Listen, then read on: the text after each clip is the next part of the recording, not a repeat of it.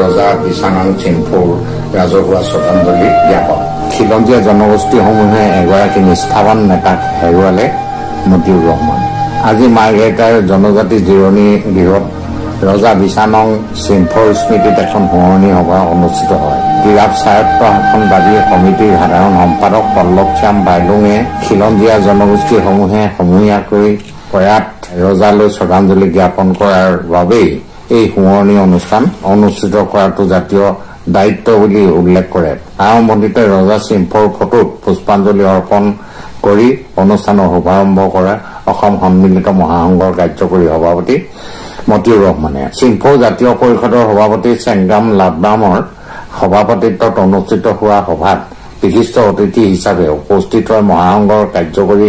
সভাপতি মতিউৰ ৰহমানে ৰজা চিনফৌ মহাসংঘৰ উপসভাপতি আছিল বুলি উল্লেখ কৰি কয় যে খিলঞ্জীয়া জনগোষ্ঠীসমূহৰ অধিকাৰ প্ৰতিষ্ঠাৰ বাবে দিল্লী যন্ত্ৰ মন্ত্ৰত ৰজা চিনফৌৰ অৱস্থান ধৰ্মঘটত অংশ লোৱাৰ কথা উল্লেখ কৰে। লগতে সুপ্ৰিম কোৰ্টত মহাসংঘৰ গোচৰৰ 1951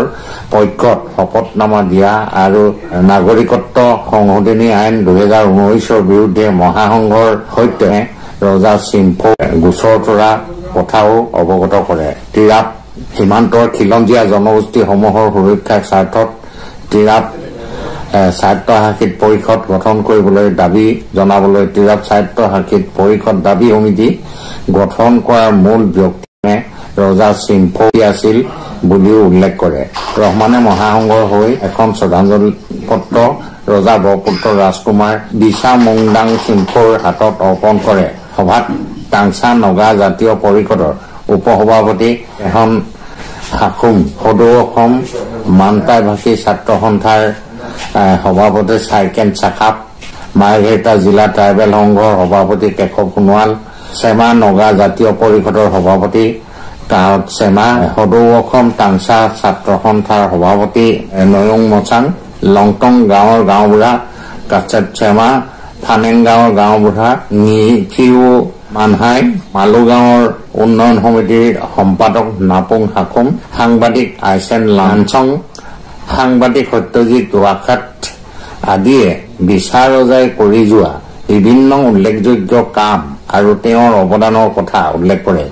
ৰজাৰ আদৰ্শ সাৰোগত কৰি কাম কৰি যাবলৈ দৃঢ়মত পোষণ কৰে। টিৰাপৰ খিলঞ্জীয়া জনগোষ্ঠীসমূহে চিৰকাল ৰজাক সোঁৱৰণ কৰি কাম কৰি যাব বুলি ঘোষণা কৰে। সভাই শীঘ্ৰে ৰজাৰ এটি ব্ৰঞ্জৰ মূৰ্তি নিৰ্মাণ কৰা আৰু ৰজাই ব্যৱহাৰ কৰা সামগ্ৰীসমূহ আৰু তেওঁৰ পৰিয়ালৰ হাতত থকা ঐতিহাসিক সামগ্ৰীসমূহৰ এটি মিউজিয়াম নিৰ্মাণ কৰাৰ বাবে সিদ্ধান্ত গ্ৰহণ কৰে।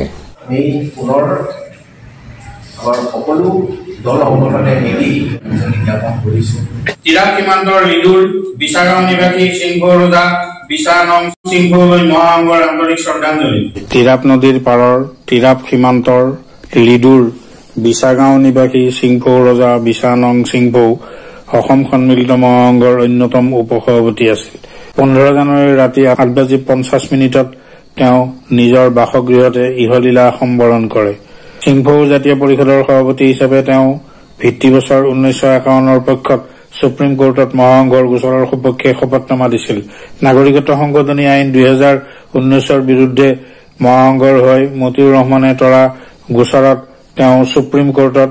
অন্যতম গোচৰীয়া হৈ আছিল 30টা খিলঞ্জীয়া সংগঠনৰ সৈতে। অসমৰ বিভিন্ন ঠাইত অনুষ্ঠিত মহাসংঘৰ সভাত যোগদান কৰি তেওঁ খিলঞ্জীয়া জনগোষ্ঠীসমূহক দৃঢ়তাৰে ঐক্যবদ্ধ হৈ অধিকাৰ প্ৰতিষ্ঠাৰ সংগ্ৰাম জোৰদাৰ কৰিবলৈ আহ্বান জনাইছিল। খিলঞ্জীয়া জনগোষ্ঠীসমূহৰ তথা মহাসংঘৰ বাবে তেওঁৰ মৃত্যু অপূৰণীয় ক্ষতি। মহাসংঘই তেওঁৰ আত্মাৰ শান্তি কামনা কৰি পৰিয়ালবৰ্গলৈ আন্তৰিকতাৰে গভীৰ সমবেদনা জ্ঞাপন কৰিছে। শান্তনুৰাজ বৰহাজোৱাল সভাপতি, মতিউৰ ৰহমান কাৰ্যকৰী সভাপতি, পূৰ্ণানন্দ ৰাভা মহাসচিব, অসম সন্মিলিত মহাসংঘ।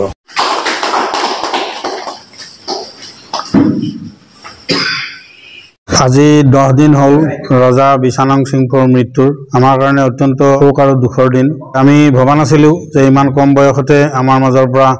ৰজাজনে আমাক এৰি থৈ যাবগৈ। তেওঁ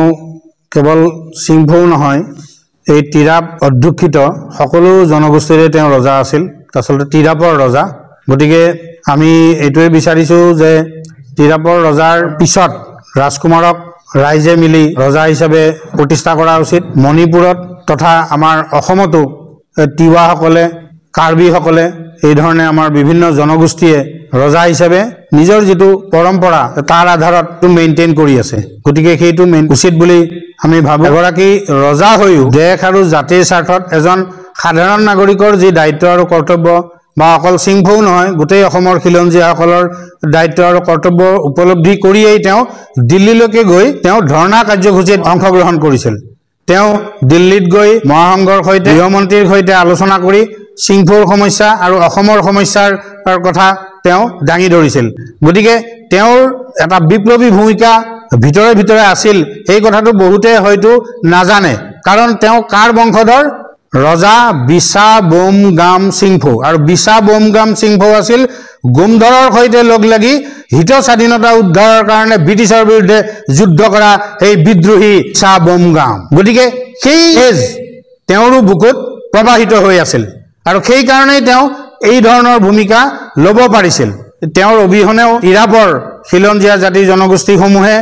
আমি তেওঁৰ প্ৰতি সন্মান জনাই তেওঁৰ প্ৰতি শ্ৰদ্ধা জনাই তেওঁৰ যি মানে ইচ্ছা আকাংক্ষা এই টিৰাপ বেলটো যদিও আজি বিভিন্ন কাৰণত সৰু হৈ গ'ল তথাপিও টিৰাপ সাহিত্য শাসিত পৰিষদ দাবী সমিতিৰ তেওঁ প্ৰতিষ্ঠাপক সভাপতি আছিল তেওঁ এই বিষয়টো আগবঢ়াই লৈ গৈছিল গতিকে আমি আশা ৰাখিম ইন্ডিজিনিয়াছ পিপল ৰাইটছ মতে 100% টিৰাপৰ জনসাধাৰণে এখন সাহিত্য শাসন পাব পাৰে এটো 2007 indigenous rights of the United Nation declaration গতিকে সেই মতে গলে নিশ্চিতভাৱে হ'ব কেৱল সাহসেৰে সৈতে সংঘবদ্ধভাৱে আৰু পৰিপাটিকে আমি কামটো আগবঢ়াব পাৰিব লাগিব আজি মাৰ্ঘেটাত জনজাতি জিৰণি গৃহত আমি সিংভৌ জাতীয় পৰিষদ তথা টিৰাপ স্বায়ত্ত শাসিত দাবী সমিতিৰ উদ্যোগত আজি আমি এখন সভা অনুষ্ঠিত কৰিছো স্বৰ্গীয় বিশানং সিংহদেৱৰ স্মৃতিত তেখেত বিভিন্ন দল সংগঠন সামাজিক অনুষ্ঠানৰ লগতে জড়িত তেখেতৰ বিষয়ে কৈ শেষ কৰিব নোৱাৰি তেখেতৰ সপোন আছিল টিৰাপৰ সৰ্বাংগীন উন্নয়নৰ কাৰণে এখন স্বায়ত্ত শাসিত পৰিষদ হোৱাৰ বাবে তেখেতে বহুত চেষ্টা কৰি নিজেও তেওঁ এই পৰিষদৰ দাবী সমিতিৰ সভাপতি আছিল আৰু তেখেতৰ যেটো সপোন যাতে বাস্তৱায়িত হয় এটো আমি আশা কৰিছো চৰকাৰৰ ওচৰত আমি দাবী জনাইছো এটোৰ স্মৃতিৰ কাৰণে আমি যিখিনি কৰিব পাৰো চৰকাৰৰ পৰা যেটো কৰিব পৰা যায় হেবিলাক হ'ব লাগে আমাৰ টিৰাপ অঞ্চলত আমাৰ মাৰ্ঘেটাত তেখেতৰ স্মৃতিৰ কাৰণে এটা স্থায়ী স্থান নিৰ্বাচন কৰি প্ৰতিমূৰ্তি স্থাপন হ'ব লাগে আৰু তেখেতৰ যেটো সপোন হেতু বাস্তৱ হ'ব লাগে আমাৰ সৰ্বাংগীন উন্নয়নৰ কাৰণে আজি টিৰাপ অটোনমাস সিটি কাউন্সিল ডিমান্ড কমিটি আৰু সিংভৌ ন্যাশনাল কাউন্সিলৰ উদ্যোগত সভা অনুষ্ঠিত হয় সভাত আজি মাৰ্ঘেৰিটাৰ টিৰাপ বেল্টৰ বিভিন্ন আমাৰ জনজাতি অৰ্গানাইজেশ্যন বিশেষকৈ Shyam national council Shyam students union all মান্তা স্প্ৰিং student union all Assam Tangsa student union Tangsa nation council all Assam tribal সংঘৰ মাৰ্ঘেৰিটাৰ ডিষ্ট্ৰিক্ট কমিটি আদি কৰি বহু অৰ্গানাইজেশ্যন উপস্থিত থাকে সভাৰ মুখ্য উদ্দেশ্য এটোই আছিল যোৱা 15 জানুৱাৰী তাৰিখে সিংভৌ কিং বিশানং সিংভৌ পৰলোকপ্ৰাপ্তি ঘটে তেখেতক ৰাজহুৱাভাৱে আমি শ্ৰদ্ধাঞ্জলি জনাবৰ কাৰণে আৰু তেখেতৰ হৰণি আজি সভা গুৰুত্বপূৰ্ণ সিদ্ধান্ত কথা আলোচনা কৰা হয় তেখেত নিজে এক কিংবদন্তি আছিল সংগঠন আছিল বিশানং সিংভৌ বুলি ক'লে অসম আৰু অৰুণাচল অসম চৰকাৰক লগতে অৰুণাচল চৰকাৰকো আমি আহ্বান জনাইছো যে হাইষ্ট অনাৰ দিব লাগে he was a king from the British regime India Britishৰ দিনৰ পৰাই ট্ৰেডিশনালি হেৰিডিটিক্যালি ৰজা হিচাপে ডিক্লেয়াৰ আছিল as they as political jamader তেখেতৰ বিষয়ে নজনা মানুহ নাই জ্ঞানৰ সাগৰ মানুহ আছিল তেখেতক হেৰুৱাই আমি খুব মৰ্মাহত হৈছো আমি অসম চৰকাৰক এই মুহূৰ্তত ধন্যবাদ জনাইছো যে তেখেতক ষ্টেট অনাৰ দিয়াৰ কাৰণে আমাৰ দাবী আছে এইখিনি যাতে চৰকাৰে সোনকালে ইমপ্লিমেন্ট কৰে এটো আমি আহ্বান জনাইছো লগতে তেখেতৰ এটা ব্ৰঞ্জৰ ষ্টেটু মাৰ্ঘেৰিটাত আৰু অৰুণাচলৰ দা ডিস্ট্ৰিক্টত তেখেতৰ এটা ষ্টেটো হ'ব লাগে আমি কামনা কৰিছোঁ